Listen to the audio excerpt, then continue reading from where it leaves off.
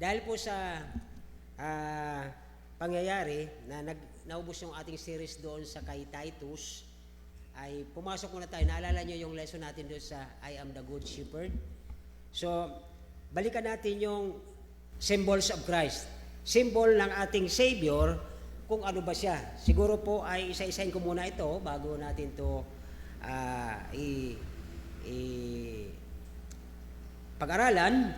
Ang ating text ngayon dapat nasa John chapter 6. Pero bago natin basahin yon, akin ko muna i-present sa inyo ang the 7 I am of Christ. Okay? So tignan natin kung sa kanyang grasya ay mapag-aralan natin lahat ito. Itong John chapter 6 at siya doon po ay nababanggit na sabi niya, siya ang tinapay ng buhay. Okay? Sa John chapter 8, sabi niya siya ang ilaw ng sanlibutan, verse 12. At doon sa John chapter 10, verse 7, siya ang pintuan. Po. Pagdating sa verse 11, siya ang good shepherd. At nabanggit na natin yun sa Psalms 23, the Lord is my shepherd. Natapos na natin yon. At siguro din natin to daanan. Panglima, ay sabi ng John chapter 11, verse 25, siya ang pagkabuhay na mag-uli. Okay, kanyang resurrection. Pagdating sa John chapter 14, verse 6, I am the way. Diba?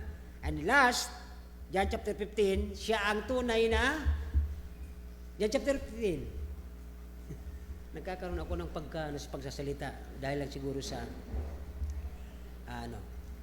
John chapter 15, naalala nyo? Ako ang tunay na, I am the true vine. Okay, so ngayong gabi po ay tayo magsitayo. Basahin natin ang John chapter 6. Magmumula tayo ng verse 30 siguro para hanggang verse 40. Okay? Verse 30 hanggang 40. Mga 10. Taglima kayo. 5 and then 5 po dito. At nakakatuwa naman, kahit hapon at tayo na naiiwan, marami pa rin tayo sa biyaya ng Diyos. Amen? I hope and pray na ito po yung mga warrior talaga. Tayo yung mga nagpipray sa ipaglago ng simbahan, sa pagiging strong ng simbahan, sa pagiging nakaugat tayo sa salita ng Diyos. Hindi basta lang strong, kundi nakaugat. May nagsabi pa na nasubrahan daw buhos ng tubig. Sabi ko, mayroon bang ganun? Kristiyano daw siya, buhay na siya, nasubrahan naman daw natin ng dilig. May ganun ba? Kung talagang nakaugat ka kay Kristo, kung talagang may ugat ka sa salita ng Diyos, kahit anong buhos sa'yo ng bagyo, kahit buhawi, kahit tornado pa yan, hindi ka matatanggal. Nagmamalaki lang. Mayroong alam, wala dito. Okay? Nakapagbuhos ka tayo, pero yun po ang nakita ko, na tagal na daw siyang Kristiyano, nasubrahan daw siyang buhos ng tubig, sa sobra daw nating pagiging eager na lumago siya. Totoo naman may karunungan din sa panlabas na nga naman, ang isang alaman mo, gusto mong lumago agad, buhusan mo ng tubig, wash out yan. Pero ang totoong sin, nakaugat yan kay Kristo. Nakaugat yan sa Word of God. Okay? Chapter 30, verse 30 kayo, verse 31 kayo, hanggang makarating ng 40. Ready na po ba kayo dito? John 6, verse 30, begin.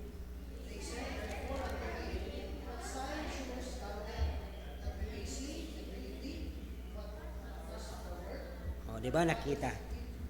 Okay, 31. Our fathers did eat manna in the desert. At is written, He gave them bread from heaven to eat. Mga kapatid, nandun na po Hindi yung galing sa lupa na pagkain. It is from heaven. Okay, napakalinaw nun. Verse 32.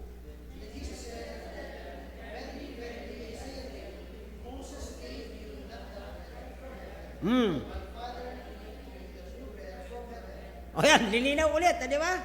Akala nila, si Moses na leader nila ang naghingi. Hindi ang Moses ang nagbigay. Hindi ang pastor ang nagbibigay sa inyo ng nourishment. Ginagamit lang ang kanyang mga salita for God na kayo ay lumago through the blessing of God. Ang ganda na ginamit natin kanina. Verse 33, His wish cometh down from heaven and give it. Di ba? Hindi po yung sinasabi ng pastor, kundi yung salita ng Diyos na nagbibigay ng buhay. Yun yung galing sa Kanya. Okay, next po, 34.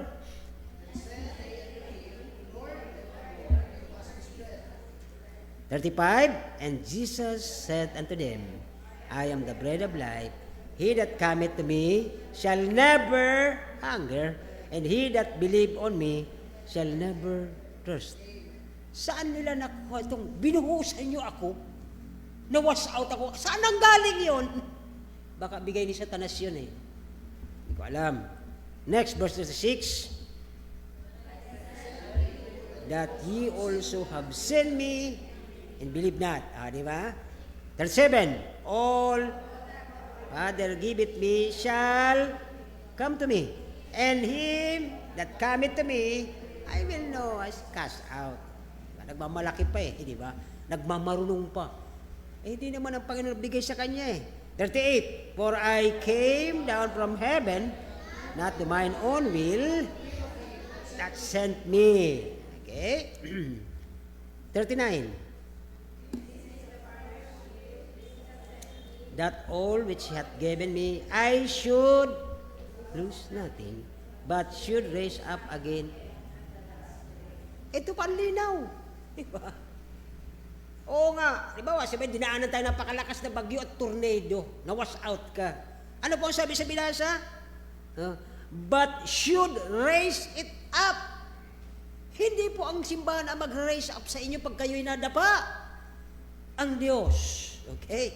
Verse 40 lang, sabay-sabay tayo.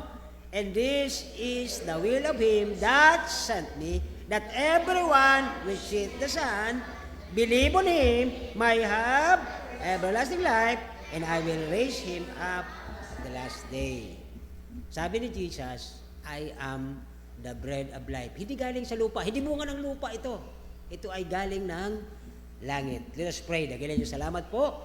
Sa hapon ng salamat kanina umaga, Panginoon, na kahit, Panginoon, ang salita mo ay minsan nakakalimutan namin, pero ang salita mo po ay pag naisaboy doon sa lupa, anumang klaseng lupa ito, Panginoon, mabato, matinik, daanan, pero mayroon ka pa rin kahit sa papaano, may mabuting puso at mabuting lupa, at ito ay tutubo ng 100-fold. Lord, salamat sa iyo pong pagtulong. Minsan, kami naniniwala na kami ay yung mga pinili at kayo ang may akda, na kayo nag-preserve sa amin. Subalit, kailangan mo pa rin kami para magsalita doon sa kamag-anak namin na ayaw makinig sa iyo. Iyon po ay kasama sa iyong predestination sa bawat isa. Salamat po sa paggamit niyo sa kabila ng nahirapan, pero na kami ay makakagawa ng dahil sa iyong tulong. Salamat po sa hapong ito, Banal na Espiritu, kayo po mag-lead, mag-teach sa bawat isa. Gamitin po ang bibig ng tagapagsalita, maging po ang tagapakinig. Kayo po ang may taas, kayo po parangalan, salamatan. Ito po ay aming dalangin sa pangalan ni Jesus. Amen. Sabi ni Kristo, siya ang tinapay ng buhay. So dito po, habang si Kristo nung panahon ay nasa lupa, okay, ay kailangan sa mga tao noon ay pagkain nila ito. Okay? Na naging prinsipyo ito ng mga tao na kailangan sila ay kumain, at ayon sa Sunday school natin ay yung matcha, masa, or dough sa wikang English, ay hindi dapat hinahaluan ito, at essential, kailangan pala ito sa bawat buhay ng panahon.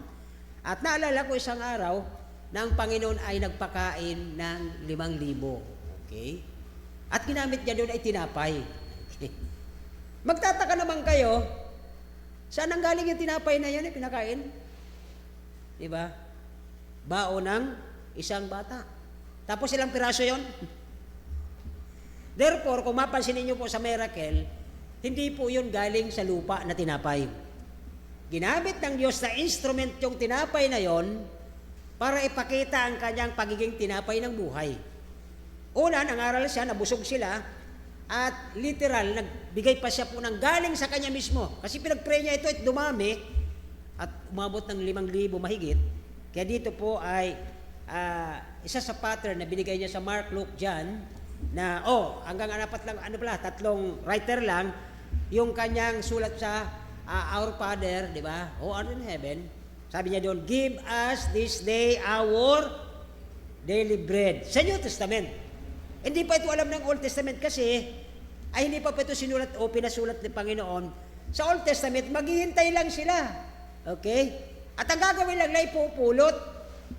Nung araw pa pala, may mga tamad na.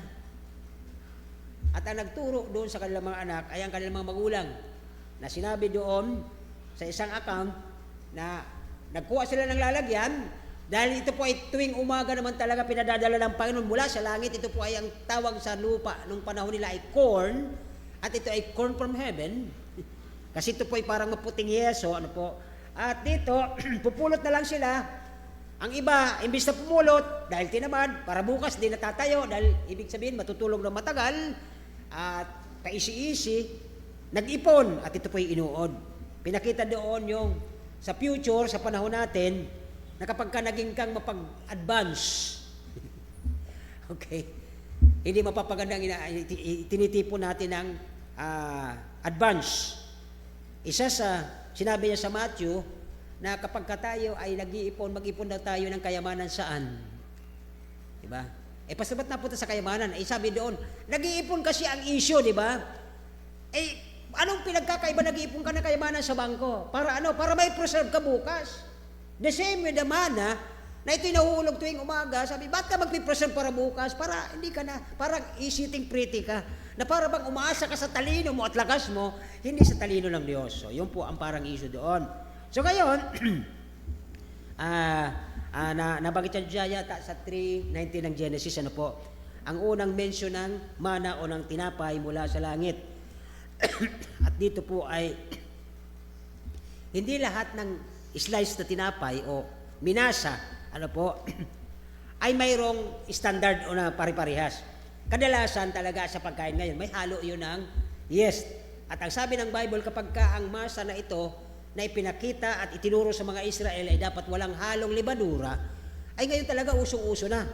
Na kung papansin natin sa ating pagbibili ng tinapay dyan sa mga nagtitinda dyan, pag ginanon mo, parang wala nang laman eh. No? So, yan po ang nangyari. So, ay anuman ang kaparaan ng iyon sa panahon, yung masa may halo man yan ng yes o wala, ang sinabi ng Bible dapat hindi. Okay? Sapagkat mayroon pong malaking significance sa buhay Kristiyano na huwag nating haluan ng anumang bagay ang ating buhay bilang mga anak ng Diyos. Sa panahon natin, kung totoong Kristiyano ka, wala dapat halong kayabangan sa atin. Yan po ang ni-specify ng yes dito, ano po. At sa anumang pamamaraan ito, paggawa ng tinapay talaga ng panahon pa, sa mga Hudyo man o mga Hintil, may halo po talaga para may lasa ang tinapay, kahit pa yun yung matsa ng Israelite na walang, may asin yun, mayroon yung tubig, mayroon yung seed, lalagay pa rin sa ibabaw siguro, at ito po ay lahat, lalagay yan dyan. Ano? So, habang binamasa ito, at siguro mag-advance ako dahil wala naman tayo sa Sunday school, malapit na po ang ating Sunday school doon sa kung bakit pala yung itinuro ng Panginoon sa mga Israelita, bakit nagkakaroon po tayo ng pagkakrak doon sa harapan ng congregation ng body na yon, ito'y pinapakita rin ang pagdurog, ang sakripisyo ng Panginoon doon. Ano po? So, dito sa until 6:35, ay ginamit ng Panginoon si Kristo dito ang tinapay, ano po, para magkaroon po tayo ng katotohanan dito na maalaman natin ano bang ibig sabihin.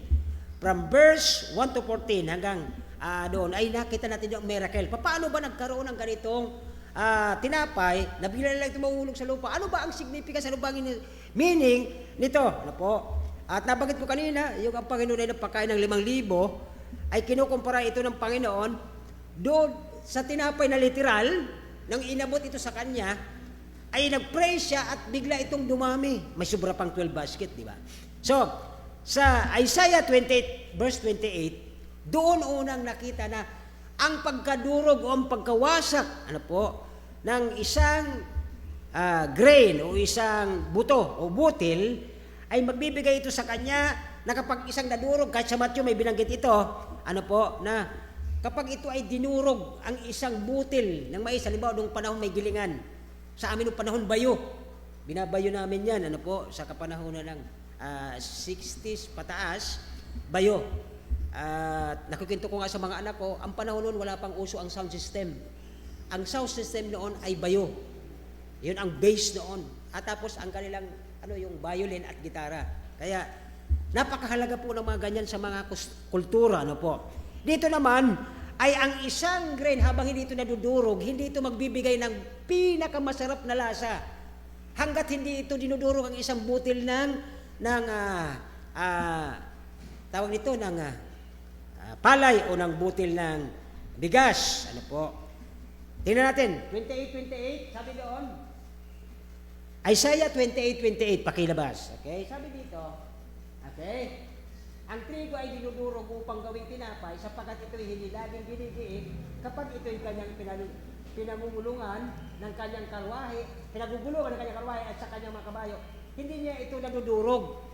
Kasi simple lang yun, madali lang yung pagdaan na yun ng gulong. Pero pag dinaan ito doon sa gilingan ng bato, mabigat po yung bato na yon. Kung sino nakaabot dito sa history, yung bilog na pinaiikot yan, may ngipin yon at nadudurog doon ang grain. At kapag nadurog ito, doon mo malalasahan ang sobrang sarap. Ano ang significant, ano ang pinapakita dito sa atin sa nangyari kay Kristo? Bilang siya ang tinapay ng buhay. Di ba? Tayo ngayon, narinig natin, si Kristo ang tinapay ng buhay. O ano ngayon? Di ba? Ano bang koneksyon yan? Nung si Kristo po ay dinurog doon sa krus. Di ba?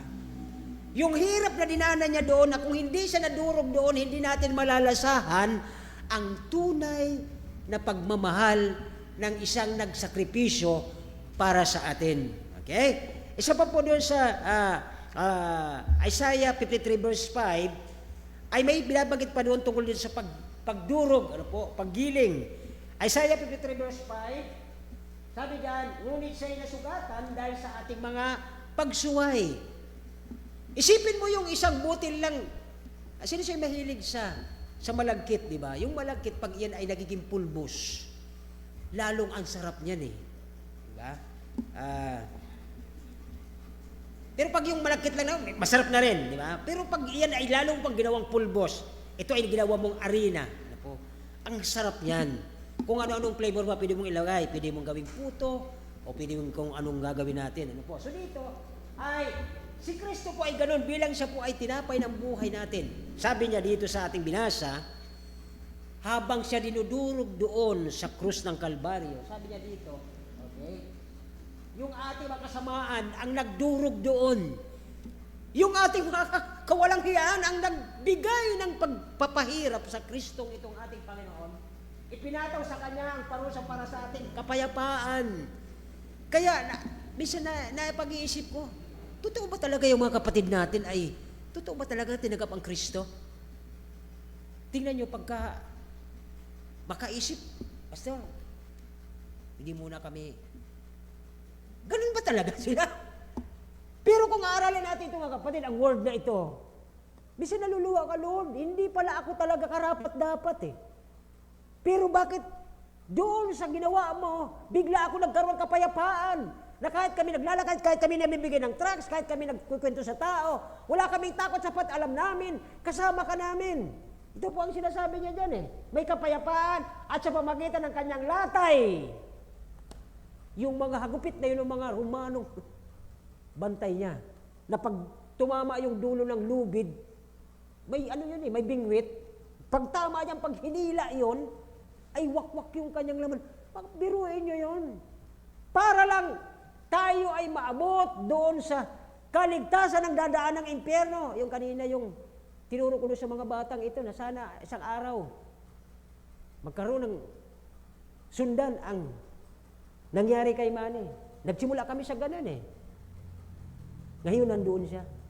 Si dito ay sabi ng Biblia sa verse na ito mga kapatid, lahat yun, bilang siya ang tinapay.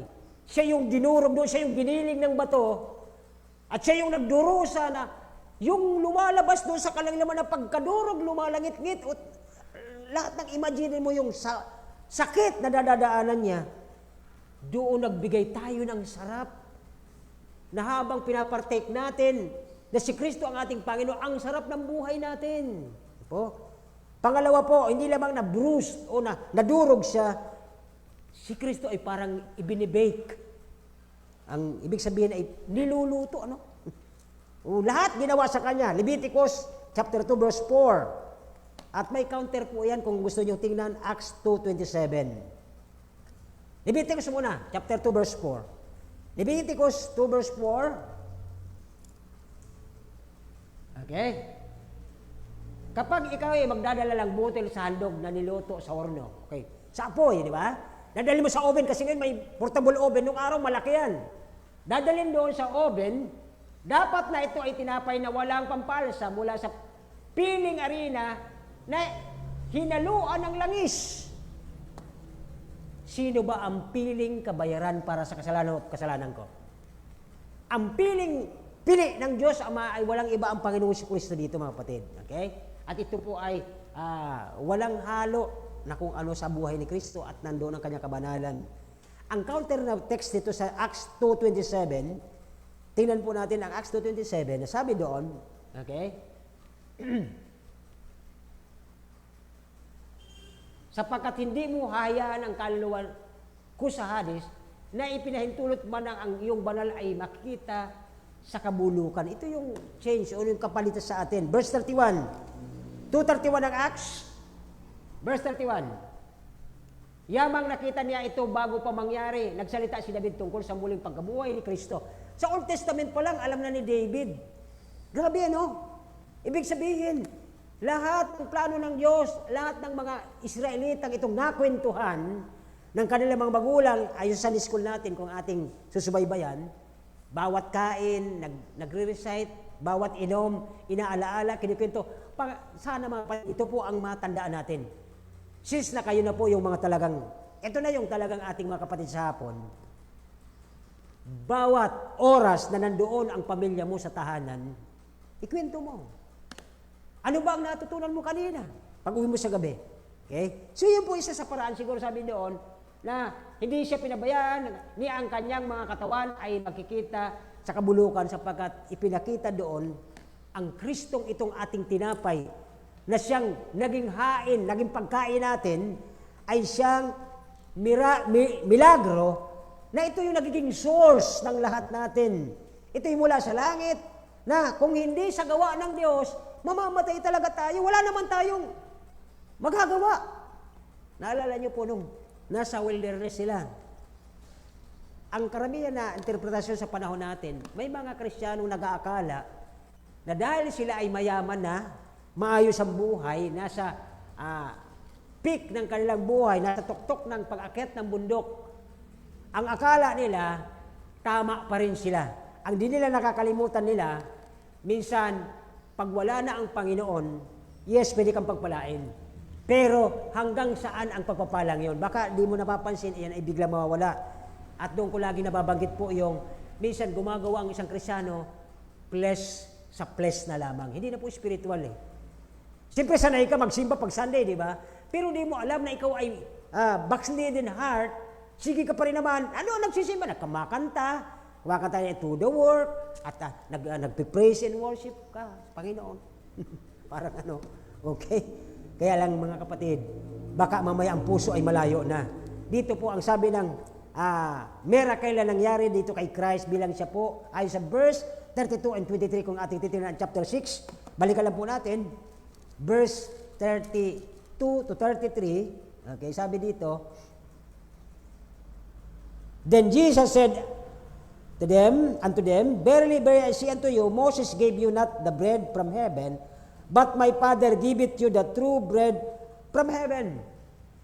Pwede ng isang Kristiyanong sabihin na okay pa siya.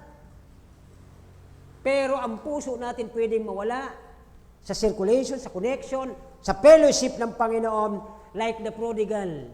Okay? Hindi naman nawala ang kanilang pagiging mag-ama. Kaya lang yung fellowship ng prodigal sa papa niya, wala na. Okay? Laging madalas naghihintay ang bread, naghihintay ang Panginoon sa atin. Okay? Verse 33, For the bread of God is He cometh down from heaven and giveth life unto the world. So dito natin mapansin mga kapatid na ang miracle na ito, ang source na ito ng ating tinapay, ang Diyos lang po ay may kakayahan magpalago sa atin. Wala tayong kakayahan na makabalik kung tayo lumayo. Kung tayo mabackslide, hindi po natin kayang bumalik. Not unless the Holy Spirit, God from heaven, give you the nourishment ng bread na ito. Hindi natin kaya yun eh. Kaya yung pong pinagmamalaki ng karamihan na, ito na ako sa buhay ko. Successful na, pinagpapala ako. Hindi niya alam, hindi po lahat ng success ay maayos sa Panginoon. Okay? Number 2, kasi po ang aking relos ay nag a-alarm na. Mag-aalas 6 na daw. Papikit na yung mga mata nyo eh. Di ba pag naantok na tayo, aga alas 6 na yon. Okay, at least nagising kayo ngayon. Verse 31 to 35, kanina, ang miracle na nangyari, si Christ ang tinapay, He is our source. Ngayon mga kapatid, kung si Kristo ang mana na pagbubula, sabi doon sa Old Testament, He is the mana, siya po ang galing sa langit. So, He is now the sustenance. Look at verse 57 and 58. Okay, tingnan natin muna. Laktaw muna tayo ng verse 57. Sabi ng 57, okay, and as the living Father hath sent me. Napansin niyo po ito? Okay? And I live by the Father, so he that eateth me, he shall live by me. May mga pagkakataon po na hindi na tayo kay Kristo namumuhay sa atin ang mga sarili. Okay? Tingnan natin po ito. 37 at 57 ba? Okay.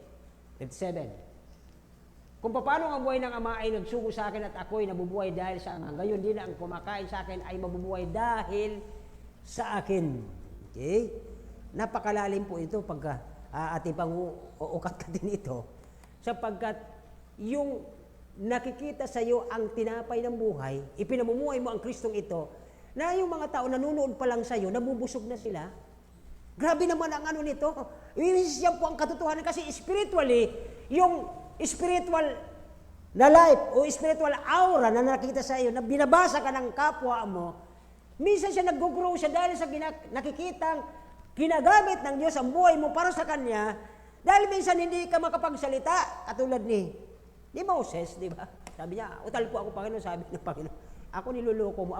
Sino nagawa ng bibig mo? Ikaw po. Di ba? Napapansin niyo ba yon? May mga kaisipan tayo na, parang tayo ang nasusunod dito. Kaya dito po, bilang siya ang sustenance. Siya po ang source. Kanina, ngayon siya naman nagsusustain.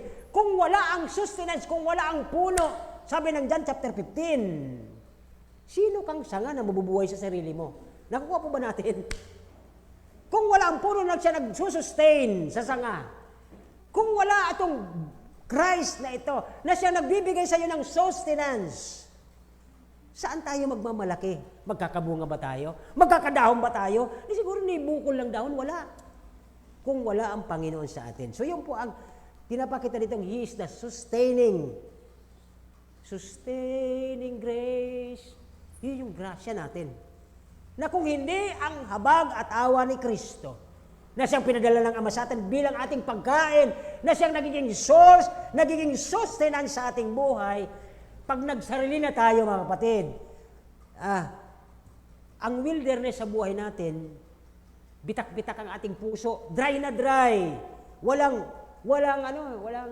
yung hangin ng habaga, yung springtime na tinatawag, ano po. Kaya ang mga tao, mga kapatid, sa mga mananampalataya, sabi ng Panginoon dito, He is the sustaining grace natin, ang Panginoon. Kung titingnan natin po itong ano nito, bilang, saan ba talaga ang origin nito? Ang origin nito, sabi niya, I came down from heaven, from verse 33 to 51, 7 times po dito mapapansin. Kung inyo pong aralin ito, kung inyo pong titingnan mamaya, sa chapter na ito, ay 7 beses niya, ano po, nabanggit ang siya po ay I came down, o kaya siya galing doon. But I came down, he came down. Pangalawa, siya po ay dumating, okay, na nung mayroong kadiliman, dumating ang liwanag. That is Christ. Okay? Sabi ng verse 31, balikan natin 31. Sabi ng verse 31 dito, okay, chapter 7 na ito. 31. Sa kabila. Yan. Sabi ng verse 31, our father did eat manna in the desert, at is written, He gave them bread from heaven to eat. Di ba? Jesus, ibinigay sila sa sangkatauhan. Bakit po? Sapagkat kapag ang isang taong makilala at kanyang tinanggap niya ang Panginoon sa Kristo, from here to eternity, hindi na po siya mag-uuho at magugutom. Sabi doon sa babaeng Samaritana doon sa well, di ba? Pag nainom mo itong tubig, ay hindi ka na mauho kailanman. So, dito po ay ang sinasabi ng Panginoon dito yung purity, undefiled by the earth. Sapagkat kapag ka sa lupa, hindi siya bunga ng lupa, hindi siya bunga ng lupa si Kristo, galing siya ng langit. Kahit sa John chapter 3, sabi doon, ye must be born again. He is come from anathen, from heaven. Okay, yun po ang tinutukoy na he is from heaven. So, isa pang papasin natin sa verse 31, yung hinahanap nila yung tamis ng lasa. Okay? Si Christ po ito. Tis so sweet to trust in Jesus. Hinahanap natin ang tamis at sarap ng pakikipagtungo ng Panginoon sa ating buhay. Okay? It is by trusting Him. Verse 17, mga kapatid, sabi ko sa inyo, sustenensya, siya po ang source, siya ang sustaining power sa atin. Sa verse 17, He is sufficient to all. Kaya saan nagmula yung mga, inuulit-ulit, minsan, pag bumating sa tinga ko, saan man nagmula yun? Pero para bang may kakayahan ang isang taong buhusan ka at matanggal ka? Wala! Kung talagang kay Kristo ka, He is sufficient for you. Hindi ka magkukulangan yun sa'yo tapos magtuturo ka lang para may maidamay ka. Kasi kayo dahilan kaya ako nagkaganito. Oh my friend, oh. Buksan natin verse 17, okay? Pakilabas daw verse 17. Tingnan niyo po ito. Di ba? Tama pa ba ito? Ayan, tama. Sumakay siya sa isang bangka at pinasimulan nilang tawirin ang dagat hanggang sa kapirang madilim na ang Rome noon at hindi pa dumating sa kanila si Jesus. Diba? Nag-aalala na sila. Pero alam nyo ba, nung gabi, nung mayroon ng mga problema ang mga disipulo, yung kung kailan hindi mo inaasahan, dumarating ang tulong ng Panginoon. Because He is sufficient for us. At sabi nila, multo! Na dapat ang Panginoon kinikilala nila, ang pagtingin talaga nila iba. Okay? At isa pa po, verse 21. Ano ang mapapansin natin sa verse 21 dito? Okay? Verse 21. Okay? Kaya't malugod siyang tinanggap nila sa pangka at kaagad na dumating ang bangka sa upang kanilang patutunguhan. Appropriate po ang Panginoon. Tama-tama po ito sa kalagayan niya. Kaya dito po, okay, ang tinapay na itong tinutukoy na si Christ, okay, hindi po ito makakapagbigay ng yung bang gutom unless na hindi nila ma-observe, ma-experience si Christ na tanggapin. Kapag ka nagsasabi lang sila sa isip nila na tinanggap pero hindi sa totoo, hindi pa rin po sila mabubusog. Sapagkat ang katotohanan, because Jesus is sustaining grace natin, ay kahit anong mangyari sa iyo, kahit ikaw ay hindi makakain, He is the one sustaining us na makarating sa plano ng Diyos. Wala tayong kakayahan dito. Kaya dito po, it was, hindi natin dapat tinutungtungan, binabaliwala, o kaya hindi natin iginagalang na ang Panginoon ay hindi tanggapin. Bakit po? Sapagkat, sabi ng Hebrews 10:26, kung ating titingnan po sa Bible, ano po mapapansin niyan? Hebrews 26, 27, 28, 31. Hebrews 10:26. Okay? Sabi diyan, sapagkat kung sinasadya nating magkasala, yan lang. Sinasadya di ba? Kung sinasadya natin magkasala, matapos nating tanggapin ang lubos na pagkakilala at katotohanan, tinanggap mo ang Kristo, kinain mo ang tinapay ng buhay, He is your source and He is your source. Kaya lang, sinadya mo naman talaga Di ba? Sabi niya. Okay? Willfully. At ay wala na ang natitira pang alay para sa kasalanan. 27. Listan niyo po para review sa bahay. 27. Kundi isang kakilakilabot na paghihintay sa paghuhukom. Sino po kinakausap? Alam niyo ba kung sino kinakausap dito? Sino kinakausap ng Panginoon dito? Okay? Hebrews, di ba? Yan po ay tungkol sa mga pananampalataya. Okay? At isang naglalagablab na apoy na tutupok sa mga kaaway. 28. Hanggang 31 tayo. 28. Ang sumuway sa kautusan ni Moses sa patutunog ng 2 o 3 saksi ay walang awang na mamatay sa panahon nila. Mga kapatid, yun po ay ibang panahon at tayo ay panahon ng grasya. Pupwedeng hindi, pupwedeng mangyari. Bakit? Pag nagmatigal siya, sabi ng Bible, ay kukunin ng Diyos ang para sa Kanya at ang natitirang flesh. Lagi na tandaan, ang isang Kristiyano may 2 pagkatao. Spiritual at laman. Sabi ng Bible, pagka hindi, sabi kayo hindi ito okay? May binanggit na namamatay dyan. Ayaw sa sustaining power ng Diyos, ayaw niyang sumailalim at ayaw niyang tanggapin ang Kristong nagiging source at sustaining ng kanyang buhay, may pag-asa siyang mawawala. Ano po? Pwede, sabi dito ng Bible. Next verse 29. Gaano pa kayang higpit na parusa sa akala ninyo ang nararapat sa kanila na yumuyurak? Sino ang kausap dyan? Tayo ba yung kausap dyan? Tingnan niyo maigi mga kapatid. Gaano pa kaya, mas masakit na parusa sa akala ninyo ang nararapat sa kanila na yumururak sa anak ng Diyos at lumalapastangan sa dugo ng tipan at babanal sa kanila. Look at this. Nag-ano daw? Nagpapabanal sa kanila at umaalis pa. Sinong kausap? Diba? Kaya mga kapatid, wag tayong masyadong tiwala doon sa mga nagsasabing, matagal ng Kristyano po ako. Nauna po ako sa iyo, God. Pero tingnan niyo po ito Bakit nila nilipastangan? Alam nila tama yung dugo na yon. Alam niya tama si Christ na tinapay. Alam niya tama si Christ na source. Alam niya tama si Christ na sustaining grace niya. Pero nung ginawa niya, kanina sabi doon, sinadya niya Last verse, di ba? Sindan nito, at ngayon naman, ginawa niya ng, ang tawag dito? So therefore, hindi po ito totoong si Kristyano ang kinakausap. Verse 30. May 2 pa. Verse 30. Okay, tingnan niyo kung sino kausap. 30. Sapagkat, ano daw? Kilala natin ang nagsabi, akin ang paghiganti, ako ang gaganti, at muli, hukuman ng Panginoon ang kanyang bayan. Kilala natin, di ba? Next. Last. 31. Sabi ng 31, isang kakilakilabot na bagay ang mahulog sa kamay ng buhay na Diyos. Sino kausap? Unsaved lang ba? Kasama po tayo dito. Totoo ba na ang Panginoon ang iyong source?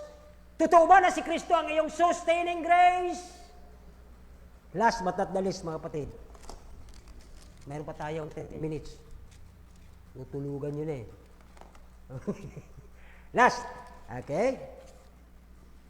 Tingnan natin dito ang satisfaction or the message. Verse 47 hanggang 68. Simulan natin, verse 7. Okay? 47, sabi po ng 47, sa katotohanan, sinasabi ko sa iyo, na siyang naniniwala sa akin ay may buhay na walang hanggan. Sa Tagalog, verse 48, ako ang tinapay ng buhay. Your Father, okay, hanggang 68 po ito verse 50, this is the bread which cometh down from heaven, that a man may eat thereof, ay hindi mamamatay. Ito po yung, siya ang ating source, siya ang ating sustaining grace. Hindi talaga tayo mapapahamak. Ano mang mangyari sa atin, ano mang gawin sa atin ni Satanas, okay? God is the one sustaining us na makarating sa kabilang dulo. Napansin niyo po yung mga disipulo? Ipinag-pray pa ng Panginoon yun bago mapalaot. At nung palang kahalatian ng gabi, sa kalagitnaan ng buhay niyo, Kristiyano, mga kapatid, sa kalagitnaan ng inyong buhay, darating ang mga malalakas na bagyo, tatapon nyo na yung mga bagay na hindi na kailangan, pero ganoon pa rin hinahampas pa rin sila ng alon. At ano po ang mangyayari doon? Okay?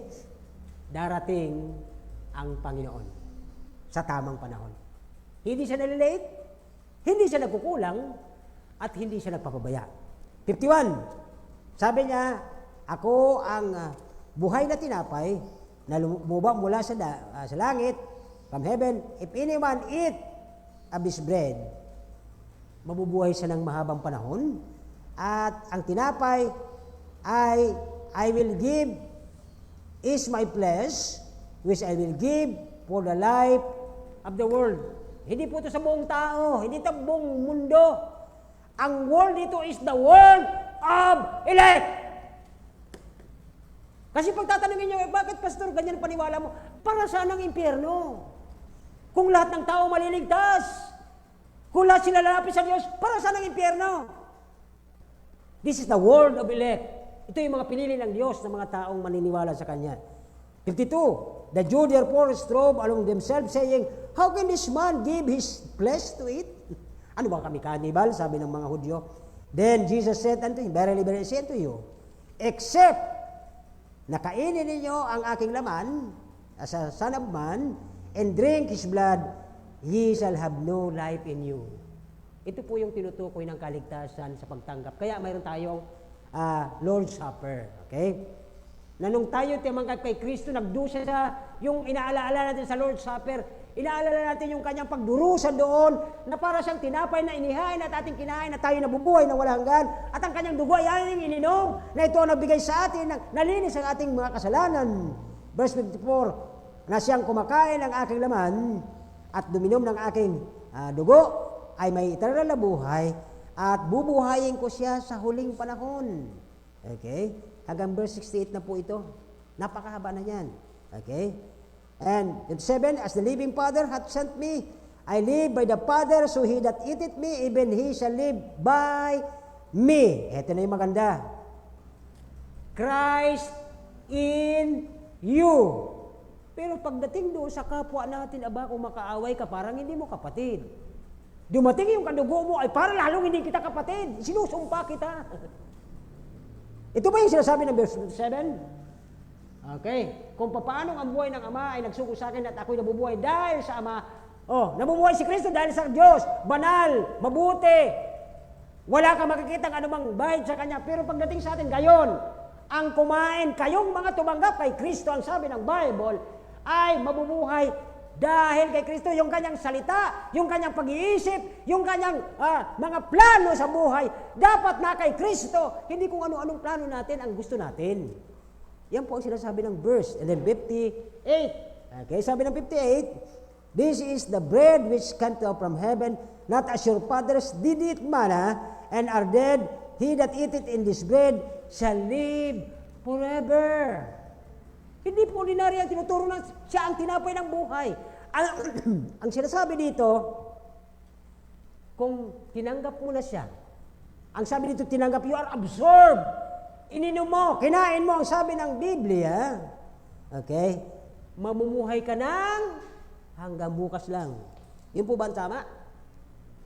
Ano sabi dito? Bakit? Hindi ka dadaan ng impyerno eh. Dadaan tayo ng judgment seat. Kanina sa Sunday school, sa worship natin sa umaga. Dadaan ka doon sa Bema Judgment. Hindi ka din mamamatay kasi hindi doon issue ang kaligtasan. Ang issue doon, anong ginawa mo nung makilala mo ang tinapay na ito, nung makain mo ito, ano ang inilabas mo nung nakain mo ito, yung sarap ng kanyang buhay, yung tinapay na ito, yung sarap niya, ang nilamnam niya, paano mo ito na-share sa iyong mahal sa buhay? Baka pagdating mo sa bahay mamaya, balibag mo yung Bible mo, balik ka sa dati. Kung paano posisyon mo, nanonood ka, kung anong nanonood mo, ganun pa rin. Walang pagbabago. Bakit? Hindi totoong tinanggap mo o kinain mo ang tinapay na ito na sinasabi ng, yun pong mensahe dito mga kapatid, okay? Kahit wag na natin pong ubusin lahat ito, okay? Ano ang ibig sabihin ng 53 hanggang 56? Yan lang po yan, okay? Kaya binasa natin kanina, inisa-isa ng Panginoon hanggang 56. Ang kumakain, ang tumanggap kay Kristo, yung salita niya, salita ni Kristo. Kasi ang ginagawa ni Kristo, ginagawa ng Ama, di ba? At ang sabi niya minsan, yung aking pagkain, hindi nyo kayang kainin. Ano po yung tinutukoy ni Christ doon? Yung kanyang sakripisyo sa krus, hindi nyo kaya yon. Kaya siya ang gumawa. The bread of my Father, o my food, is the will of my Father. Ano ang will ni Christ sa atin ngayong panahon? Wala lang. Wala, hindi po natin talagang tutong kilala si Kristo. He is the bread of life. Our source, our sustenance, in our satisfaction. Kapag nabubusog ka baga, di ba? Ay, Lord, thank you po. Pagkatapos mong pasalamat, hindi ka basta mahihiga. Ano gagawin mo? Mag-iikot-ikot ka pa eh. Sa mga nakita kong matanda noong araw, pagkatapos kumain, kinakausap yung orchids. Para mas awkward yun. Mas maganda siguro, habang hinundag ka, may tao sa labas, kasapin mo. Sa gaba matin. Christian po ako, born again. Kaya ang pangit tuloy ngayon ng ano eh. Yung sa TV pinapakita, di daw dapat born again kasi ang born again daw ay grupo. Ang gugulo nila po. Ang totoong tumanggap kay Kristo bilang tinapay, ang kanyang Messiah, kanyang satisfaction sa kanyang buhay, kapag satisfied ka sa iyong kinain, babalik-balikan mo. Tama? Anong babalik-balikan mo Kristo? Wala na siya ngayon. Andito ang babalikan mo. Nagagawa ba natin yung satisfaction na nakuha natin sa pagkain ng tinapay? Binabalikan ba natin to? Hindi. Ang binabalaki natin ay yung isang klase. Yung may AI. Ulit ka na lang dyan, Pastor. Ano ituturo ko? Iba. Wala namang ibang kontra at kaaway ang Kristong ito na pagkatapos mong isatisfy, pagkatapos mong lumagpas sa lahat ng ito, siya ang iyong source, siya ang iyong sustenance. Tapos ganun ang ginaganti natin sa ating tinapay ng ating buhay. Dito po ay, He is the Word made flesh. He is holy. Banal siya. His Word is holy. Yan talaga nangyayari sa atin. Nahuhulog tayo sa tukso. Hindi tayo, instead na tayo mamuhay na may kabanalan, nagiging tayong hindi banal.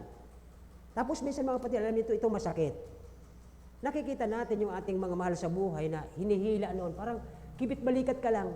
Babalik na lang yan isang araw. Hindi ka malabang mag-warning. Ito po, yung binasa natin, paisa-isa na yon. Diba? Ang dami doon binakay ang Panginoon. Ayaw nila, anong gagawin sa kanila? Hindi na pwede ibalik ang bayan ng Panginoon, kundi mayroon siyang kalalagyan. Okay? Siya po ang tinapay, siya ang salita, siya ay banal. Ang kanyang salita ay katotohanan. Tapos minsan, nakikita na natin sila. Mismo kadugo pa natin. Nahayaan lang natin. Nasaan ang authority natin para pagsabihan yung mga unsaved? Samantalang sarili natin kamag-anak, hindi natin mapagsabihan. Dito po ang medyo nakakalungkot sa mata ng Panginoon. Nagbibigay ng liwanag ang kanya salita. Ano ginagawa natin? Ano lang din tayo, di ba? Hindi natin sabihin na sabi ng Matthew chapter 5, ye are the light of this world. Alam mo nang mali, di mo pa pagsabihan. Hintayin mo pa si pastor, hintayin mo pa si... Hindi po ganon. Tayo po lahat nakatikim ng satisfaction ng buhay ni Kristo. Nung tayo'y tumanggap sa Kanya, we are satisfied. We are authorized. But ye shall receive power. After that, the Holy Ghost come upon you. Tapos anong ginagawa natin? Wala. Pastor, isang araw, Panginoon na lang ba? Ginagamit tayo ng Panginoon para sa kanila. Yes, powerful ang Diyos. Pero hindi pwedeng lumapat ang Diyos sa kanyang harapan. Mamamatay po yan sa kanyang sikay na glory. Pero dito po ay, binigay niya ang kanyang salita, ang kanyang word, para magbigay ng liwanag. Hindi lang sa atin, para sa kanila din. His word is forever, settled in heaven, eternal po yon. At ang salita niya nagbibigay, ang buhay o ang salita ni Kristo nagbibigay ng, anong binibigay nito? Buhay at liwanag. Ito ay parang hammer. Papaluin ka nito hanggang mapitpit ka, hanggang sumabog ka at ikaw'y magpakumbaba. Ito ay parang salamin na pagkita mo, ang dami mong dumi, anong gagawin mo? Oy, salamin, bumaba ka, hugasan mo. No! Ikaw ang gagawa ng paraan para linisin mo ang buhay mo. Ang salita ng Diyos ay parang apoy na aalisin lahat ng karumihan sa puso at isip mo. Ang dami po niya mga kapatid. Kaya lang, are you satisfied with the bread of life? Satisfied ba kayo? Busog ba kayo? O naghahanap pa kayo ng iba? In conclusion mga kapatid, oras na Hayaan naman ako sa inyo. Okay?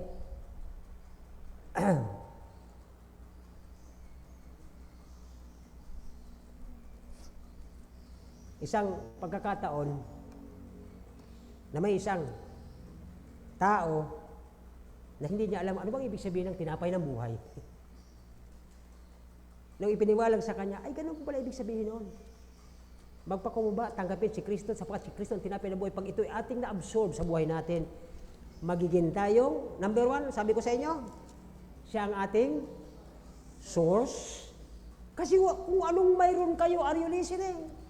Kung anong mayroon ka ngayon, talino, lakas, buhay, galing po sa source na ito. Dahil kung hindi ang tinapay na ito, wala na tayong matagal ng panahon. Dahil sa tinapay na ito, He is sustaining us every day. Na kahit walang-wala tayong pagkain, busog tayo dahil kay Kristo. At ang panghuli, satisfied ka ba sa buhay mo na natanggap mo ang mensahe ng salita ng Diyos na si Kristo ang tinapay ng buhay? Are you satisfied? May mga satisfied na natutulog na lang.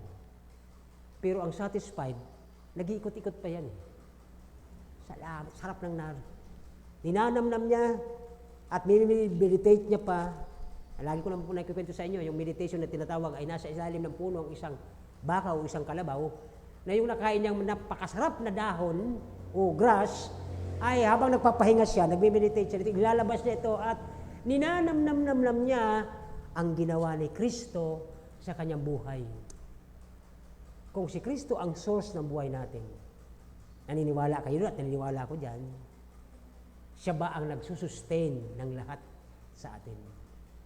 Sana satisfied kayo. At kung satisfied kayo, may bunga ang isang satisfied na puno. Sabi ng John 15, si Kristo ang puno, kayo ang mga kung sustain ka, tuloy-tuloy ang grasya sa iyo, at satisfied ka, dadaloy ang lahat ng nutrients sa sangang ito, bubuko ang mga bulaklak at magiging itong bunga. Dahil kay Kristo, hindi dahil sa simbahan, hindi dahil kay pastor, dahil kay bread of life. Tayo po'y magsitayo at tayo magkuklose. Bago tayo mag-end,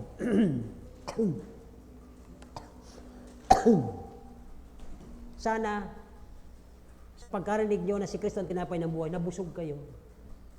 Hindi yung uhaw pa rin tayo. At kapag tayo ay busog, marami tayo magagawa. Una, excited ka. Dahil excited ka, masaya ka na ginagawa mo kahit anong hirap dahil busog ka eh.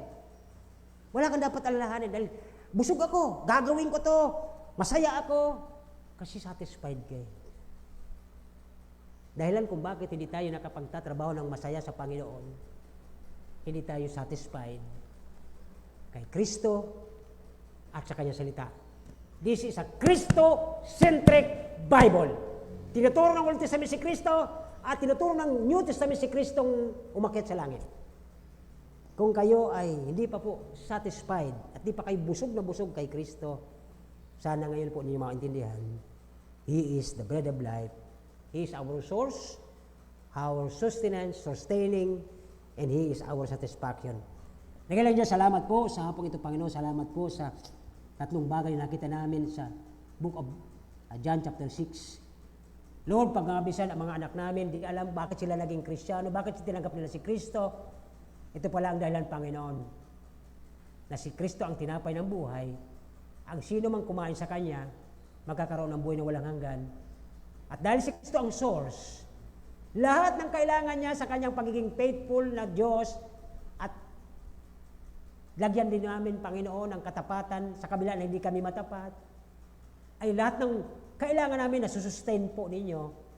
At kapag nasustain niyo po ang lahat na kailangan namin, nabubusog kami, namumunga kami, nagiging masaya kami, kahit anong hirap ng gawain, excited kami, dahil si Kristo ang aming source, sustaining power, at ang aming satisfaction.